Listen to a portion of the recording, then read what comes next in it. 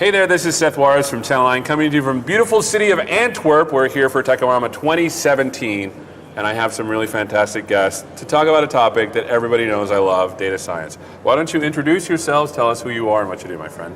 You're first. I'm Jan Milkens. I'm a BI consultant at Ordina and a competence leader for Microsoft Advanced Analytics. Okay. So I work with R Server, Azure Machine Learning, Cortana Intelligence. And all the good stuff. All the good stuff. All the good stuff. And you, ma'am? So I'm a data scientist at Ordina Belgium, and I'm currently working at multiple customers, a couple of startups in there, and helping them to develop their data science solutions and bring it to the market. Fantastic. You're Kimberly. Yes. Yeah. Kimberly Hermans, did I get it right? Yes. Fantastic, because I want to make sure everyone knows your name. So let's start out with, if I am a person that wants to do data science, and I'm scared that it may be too hard, what advice do you have for me if I want to get started in data science? We'll start with you, Jan. There are a lot of resources that Microsoft made, like a course I took myself, the Microsoft Professional Program for Data Science. Okay, there's such a thing. I didn't know that. Yeah. And where is this? I mean, on academy.microsoft.com. It's incredible. It's like a 3-month introduction into data science. Oh man. It starts off very nice, very easy, and softens you right into everything that you need to know. Not everything to get to Kimberly's level, a real data scientist, but it helps you understand what data science is and helps you understand what you actually can and can't do as a citizen data scientist, as Gartner calls it. So a regular person who doesn't have that statistics background. Okay. So now if I want to become like a bona fide data scientist like you, I mean, is there a lot of maths I have to do to get up to speed, or what do you suggest for someone that wants to become a data scientist? Well, in my opinion, there are 3 types of data scientists. So you have the more business-oriented data scientists. You then have the hardcore technical persons, the programmers, the hacking, or the hackers they call. And then third, you have the mathematics and the statistical data scientists. So those have studied mathematics and so on. I myself haven't studied that. So I've studied business engineering. But I managed to do a data science project for my thesis. I see. And that's how I rolled into it. And then I got lucky that I was working together with someone who was 30 years in the business, so a real data scientist, and he taught me all the tricks. Holy cow, so can I go find him and he can teach me everything too? I mean, because I feel like there is something to be said about, because I did data science in school too, but there's something to be said about experience, right?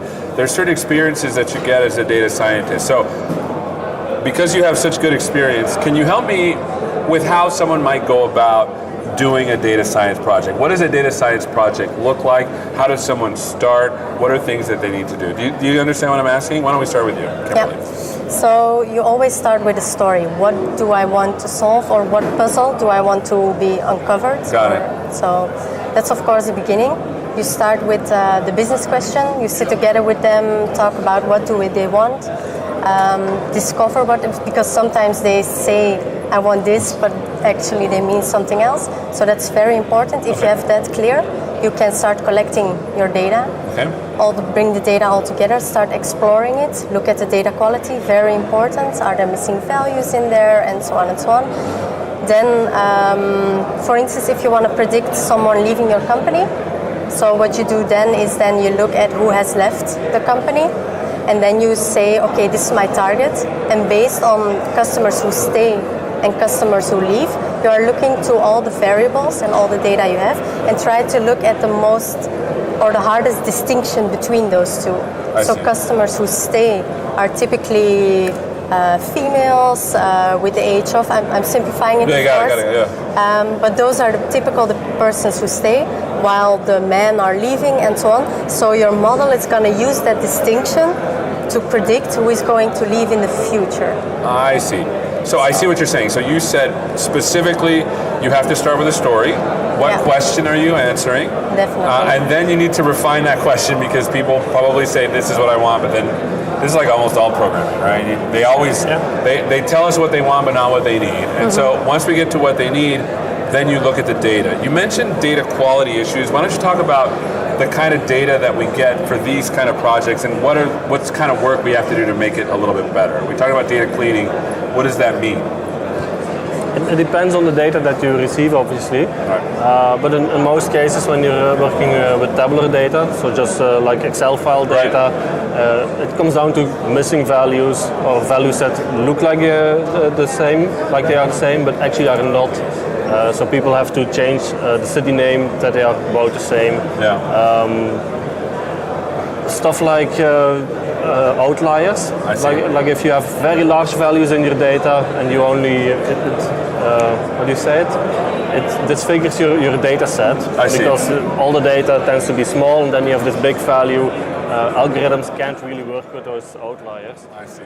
So it's necessary to clean those up, either remove them or just make them an average of the others, or there are a lot of other methods to do this. And this again is where the knowledge comes into play. You need to know what you should do with the specific data, with the specific problem that you get. I see. So that's really cool because I mean, you mentioned data, you mentioned looking at outliers, missing values, and replacing those somehow so that the models do well. But something you mentioned that I think we don't talk about enough is the actual exploration of the data, because sometimes you can just answer the question by exploring the data. Is that right? What do you say? Absolutely. So sometimes the customer wants to start with predictive models, but to be honest, I look at their question, I look at the data, and they don't need it.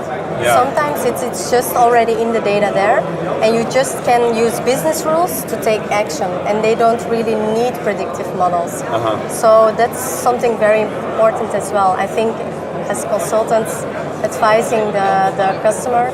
So what does someone do to explore it? Because I imagine I'm looking at this thing in Excel, but that's not enough. What should I be looking for when I'm exploring the data? Let's just say, for example, that I want to predict if a customer is gonna buy the stuff in their shopping cart or not. Let's just say a dumb example like that. How can exploring the data help me answer that question without modeling, for example? What I first do is look at only the ones who have bought that product, and what is it, how many persons have bought the product, when did they buy it, over time is it increasing, decreasing, are there outliers indeed, and so on and so on, just to get the story straight. I see. And then what I do is compare it to the customers who didn't buy the product, and then look for those distinctions again. I see. So there may come a fact that maybe you just may learn that people from this region will always buy this and people from this region won't. And that's just an easy answer that you can do without predicting. For instance, we did one use case at a bank here in Belgium, and it was all about smart bannering. So, and they asked if we could predict who is going to take a car loan in the near future. But the fact is that online behavior is such short term, so we can create these amazing predictive models, but the variables are the amount of times you visit the car loan page. Right. Well, no shit, Sherlock. I mean, so then you just use those triggers, and then you show these car loan banners in there. You don't need a predictive model. You just see if they're there a little bit longer. If they're a little bit longer, if they're because I mean, like I give a machine learning talk where I put like here's a label and here's a feature, and I'm like, all right, what would you do? And generally people were like, well, I'd do an average and see blah, and I literally just sorted the values, and they saw as soon as you sorted, like the predictive model was X greater than 6 or something. It was just something dumb like that. What are some tools that we can use to explore data a little bit better? My personal favorite always is Power BI. Of course, I laid it up for you, man. That was for you to just spike it. But that's not something that actual data scientists tend to use. They tend to go more to R and to Python because it's much easier there to get statistical like averages and means and outliers. It's easier to get those out of the data with something like R or Python than it is with Power BI, which is more a tool to explore your data. I do not really agree. No? Because I find dashboards quite interesting because you can do this filtering, and it's very easy to find your insights in there. While if I have to program it in R and have to create a graph, I have to do it one by one by one, and a dashboard makes it interactive, and I can drill through it, and so the insights are coming and coming and coming. It's much easier. I like Power BI. That's why I led with Power BI, and I didn't lead with R or Python. So And the that's thing an about obvious one. dashboards that I like, because I used to work on a product that was dashboarding, is that you can learn the thing that you have a hard time learning when you're just outputting graphs, like in Plotly or something, right? Because I used to do machine learning with Python, right? Is with dashboards you can learn about relationships much faster than you can, right? Yeah. Absolutely. So tell me about Power BI and why someone should look at this as a data exploratory tool. When I don't do actual data science projects, but I do data science competitions. I think it's data science when you're exploring data. Okay. In that case, I do data science Yes, just like you everyone do. else. Yes, you do. So my favorite one is a custom visual, Sandance. It's something that I think Microsoft Research made. It's a very interactive visualization where you can just click and show your data either as bar graphs or show it on a map or whatever you want. Almost whatever you want. It's just right there in one visualization, and with just a few clicks you can explore them. So I tend to do a demo with Sandance where I have like this weird data set with some zeros and with some ones and some comma and some decimals. And when you go in Sandance and you start exploring the data set, you can give colors to groups, to clusters of data. And at one point, you see a smiley come out. Just that's an insight that you get from your data using a custom visualization that is very powerful. Right. Something you wouldn't get while just looking at the data itself. So that for me, this demonstrates the power of Power BI to visualize and to explore your data. Awesome. Yeah. So we talked about coming with a business question. We talked about looking and exploring your data. Let's talk about now that you've moved on and you explored your data and you found some interesting relationships and you decided we do need to use a model.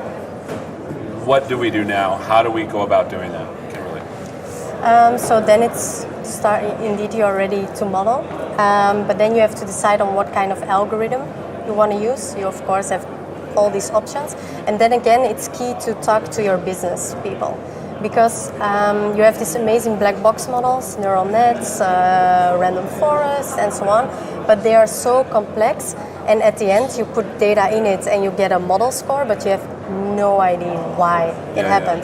And then if you're talking about use cases like predicting who is going to leave your company, your marketing department will not be happy, because I've said this customer is going to leave, but Not you why. didn't say why. So they don't trust it. So, and depending on what the business says, are they allowing it or not, I usually choose an algorithm in there. I'm a big fan of logistic regression, Okay. by the way, because it isn't black box, but you can combine it with the decision trees, and it almost gives the value or the accuracy as a random forest. So I'm looking at, and that's I didn't know that. I need to write that down and look at that because that sounds awesome. But sometimes sometimes people make models for two reasons, and maybe I'm completely wrong on this, and you can help me. Some people make models to understand the reasons why we predict, and sometimes people make models just to predict. Is that the case? I mean, are there certain models that are better just to understand stuff than there are like black box models? And how do we separate the two? I'm going to let you take that that's one. a better question. I'll let you take that one. I think here in this case, if it's about sensitive stuff, so about your customers and so on, I have the feeling that the business indeed doesn't allow. So they want the model to explain to them why it happened, but also to detect it on an earlier basis. Because if they wait until they see it themselves, Sure. they're too late, perhaps. But if we're talking about image recognition and that kind of stuff, people generally don't care how it knows. It's just as long as it's accurate, then it's fine. So what models fall on the former as opposed to the latter? So because let's just say you're using Azure ML. There's a ton of models, right? Which models should I use to understand versus black box? Like, what are the different models? So you have the decision trees, which is quite easy, and it's also quite handy to visualize. So you know on which variables it makes a split and why he did the split. So my customer is going to leave because he has this age, and then the split is if he's lower than 25, then the probability of him leaving is higher, and so on and so on. So decision trees, that's the easiest one. Also quite handy if you're not familiar with data science to start with that one, I guess. Then you have all the regressions and the logistic regression. That's quite handy because all the variables in there, they have this weight. So you can really use that weight to say, okay, for instance, if you want to predict house prices and the amount of rooms is one of your variables, if the weight is 0.5, then you know that if my rooms add up with 1, my housing price will add up with 0.5. Yeah, I see. So it's very easy for the interpretation. I see. And so, but then there's other models which we have no idea what they're doing. Correct, and those are the random forests. I think in Azure ML you have this random jungle even. Yeah. So all those kind of stuff, and then the neural nets. Those are the typical black box models, which you have no idea why that. So these models all feel like they're like neural net based. Is that accurate? Because I mean, decision forests and decision jungles are like decision trees with back loops, if I remember right. Is that right? As well, but random forest has thousands of trees, right. So it makes it very difficult, and they're combined and they're extra, so it's very difficult why and how it works. It's difficult for the human brain to do the interpretation there. Awesome. So now that you've made a model, how do we know that these things actually work? Do you see what I'm asking? Mm-hmm. Like, because if you have a black box model, or let's just say you don't have a black box model, how do you know these things are actually working? There are several possibilities here. I think the easiest is to split up in test, train, and validation. What you do there is the training set. So you take all your customers, and then you put 30% aside. Can be 80-20 as well, but 30% aside. And on 70% of those customers, you train your model, and then you test your model you created, you test it, you apply it to the 30%, and then you can see how much was correct and how much wasn't correct. So Okay, I see that. And then when you get new models, like how do you prevent, like there's this thing called overfitting, which means that your models are super good at your data. How do you prevent that problem? Because you want these things to generalize to unknown data as well. How do you prevent overfitting in these models? That's why you do the split up with test and train. If your accuracy, so if you have predicted 80% correct, which is pretty well, let's say, on your train set, then you apply the model to your test set, and then suddenly the accuracy or the amount of times it was correctly drops to 30%, then it's massively overfitted. Because it was so well on the training set, trained on it, and it isn't able to do on data he didn't see, he isn't able to score it correctly anymore. I see. So, like, if your model is getting less than 50%, I mean, you just do rand.next less than 0.5, and you're doing just as good, right? True. Which is not a good thing. So let's talk a little bit about the talk that you guys gave here just about an hour ago. Tell us about it. Well, basically, it's how Microsoft enables citizen data science. So regular guys like me who do BI or DBAs, who just work with databases normally, they also can get into this data science space because data science is a hot topic and people are curious and want to start doing data science, they want to start practicing data science. And I got this idea from a talk from Kamal Hatti and Amir Netz at Microsoft, where they talk about the data culture and how everything, how there's always an evolution from the IT doing everything, some specialized department doing everything for an end user, up to where tools enable everyone to do everything. Right. And this is what I see right now as well with Azure Machine Learning. It becomes easy to just drag and drop. Like Kimberly talked about the training data set and etc. And you have cross-validation as well. That's just something that I know from drag and dropping a module in Azure Machine Learning, right? Which is amazing. Normally I wouldn't have known that without having a great mentor like she had, or without having listened to some academic to talk about it. So you just can get started with Azure Machine Learning to learn these things, at least in my opinion. Okay.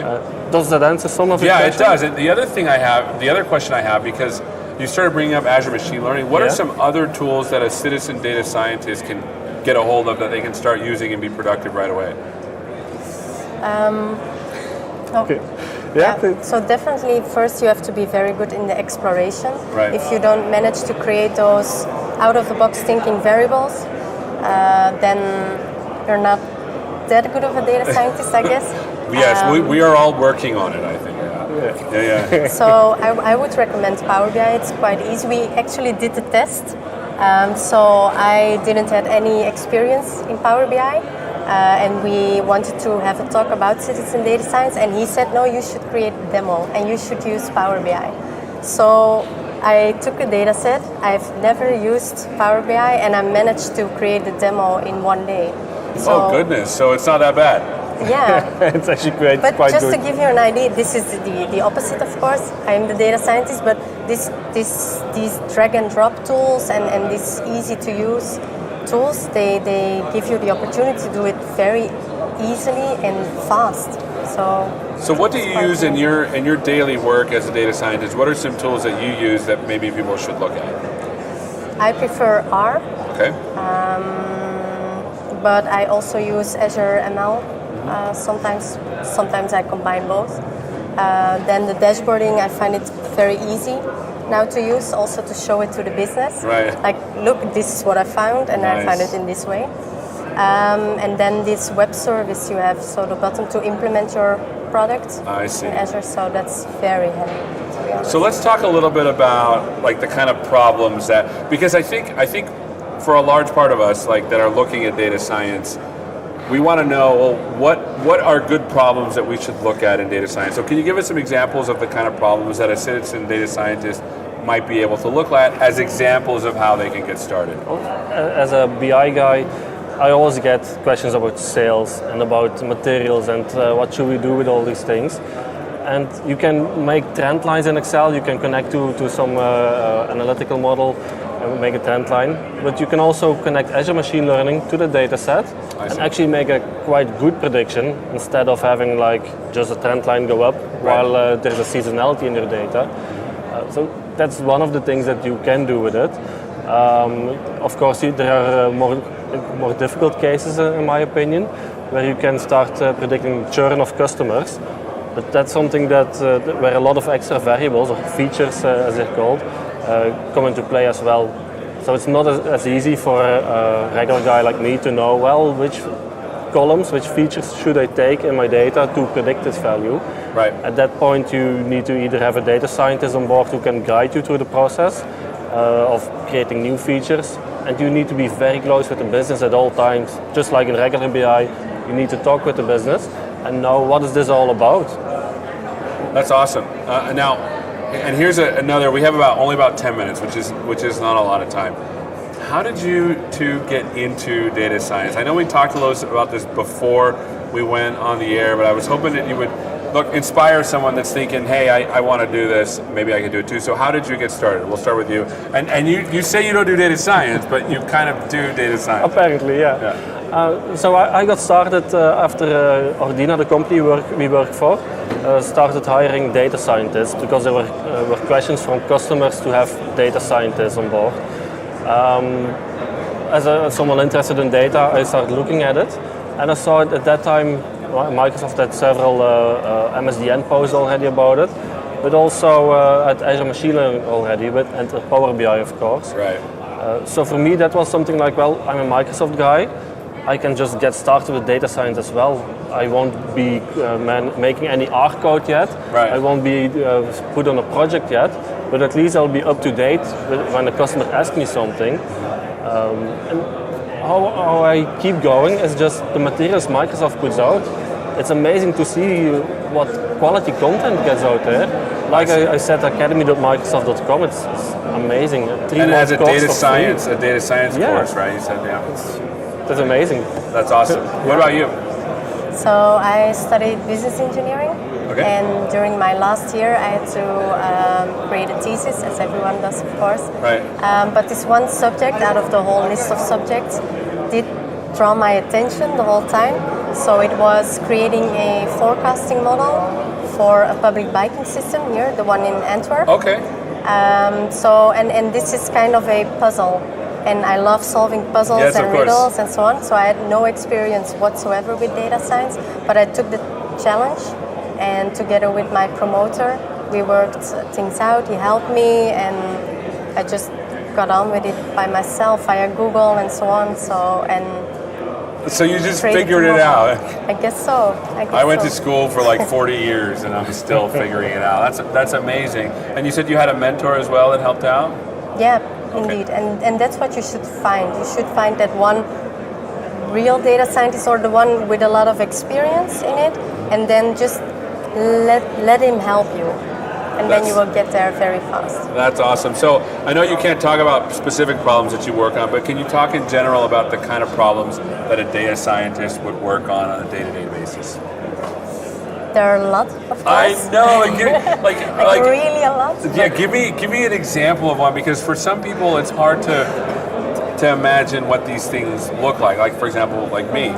What's an example of some problems that you've worked on in order to help me understand, oh, okay, this is the kind of work a data scientist does? I did a project which was very interesting and I really liked, for a utilities company, and we had to create a predictive model that predicted who is going to call in the coming month. Oh, interesting. So, and we chose a white box model, so no black box model in this case. So we also knew why they would call.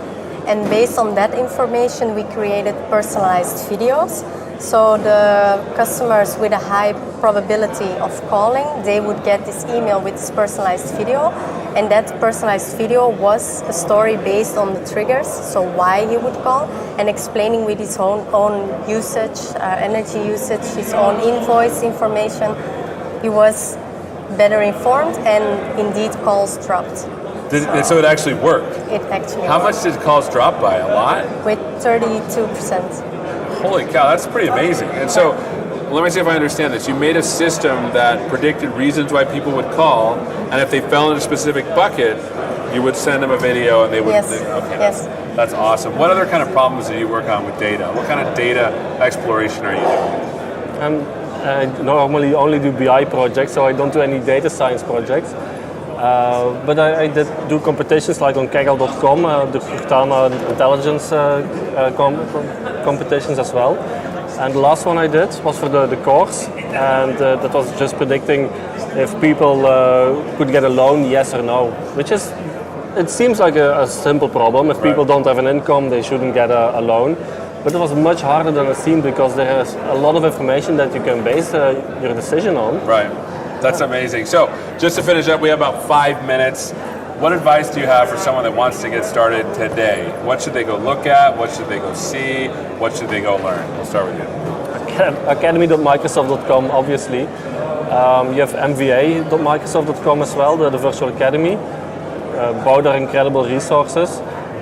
And if you're done with those, just start Googling whatever interests you. If you're interested in logistic regression, start learning more about it. Because if you can drag and drop it in Azure Machine Learning, there's still a lot more to learn after that, like whether to optimize for L1 and L2, and correct me if I'm saying something dumb, but there's a lot of stuff to even dig deeper into. Right. So Kimberly. I would look at what use cases or type of puzzles you would like to get answered. Is it robotics? Is it sensors like wearables and so on? Or is it customer happiness and so on and so on? And then go indeed to the gallery and then find these experiments that are related to your subject, open one up and just dive into it. And then look at how the steps are done. And because you love this use case and you feel connected to it, it will be easier to start learning. Awesome. So that would be my... So you're talking about the Cortana Intelligence Gallery. Yes. Which is an amazing product. Now, just to finish up, how much math does someone really have to know in order to do data science? Help me out. To be honest, not that much. What you need to know is like the pitfalls for the algorithms. Okay. So, but you don't need to know how the algorithm exactly works. Right. You just need to know how you should interpret it. Or So what? Can you give me an example of an algorithm and its pitfalls? Because this is something that I struggle with. So, for instance, he talked about outliers and so on. In logistic regression and all those regression things, this is a huge issue. But using decision trees, no problem at all. It just makes a cut. And So each of these algorithms have their own Strengths and characteristics. weaknesses. Yes. So and you should know those. And how do you start to learn? Like, is there a place where I can go learn all the characteristics of all the algorithms, or is it just like something you just get a feel for after a while? Unfortunately, I haven't found a book that just simply. Why don't you says write one? it. I'll buy it. Could be. Might be a good idea. You might buy it too. I'm just saying, because it feels like I've read a lot of. I know how most of the algorithms work, but I don't have enough experience to have done work in it to know that this model is better when this is the problem. Like, for example, I know neural networks are really good with dense data. We talk about it in our presentation. Again, Microsoft puts out great resources. They put out a cheat sheet for machine learning, where you just start with whatever question you have. You want to predict the value, then it guides you to you have a need for regression algorithms. And up next, you will get this nice decision tree where you can choose, well, what do you want to do with your value? Okay. Do you want to predict counts, perhaps? Then you get to use this algorithm. And one of the better hidden features in Azure Machine Learning is this little help button. When you select an algorithm, there's this help button all the way down to the right. If you click on it, you get an explanation of what types of data your algorithm can take, which one it can take, and why you should use it. That's awesome. Did you know that? You probably knew that. So smart. No, to be She doesn't need that. She knows it already. Nice. She already knew it. She doesn't have to push the help button. That's for us simpletons. Yeah. Us simpletons. I didn't say that. No, she didn't have to. You're the best. So thanks so much for spending some time with us. Thanks Coming for up having next, us. we have Observables in Angular 4 with Chandra Dahl on the live stream. By the way, that will be the last session we have. We will be starting tomorrow again, the live stream for Techorama at 8:45 a.m. with Angular Forms and Validation with Deborah Karada. We'll have a couple of live interviews, and then we're gonna end the stream here from Techorama. Thanks so much for watching. My name is Seth Juarez. We're in Antwerp, Belgium for Techorama 2017. My name is Seth Juarez. Already said that. This is Channel 9. We'll see you next time.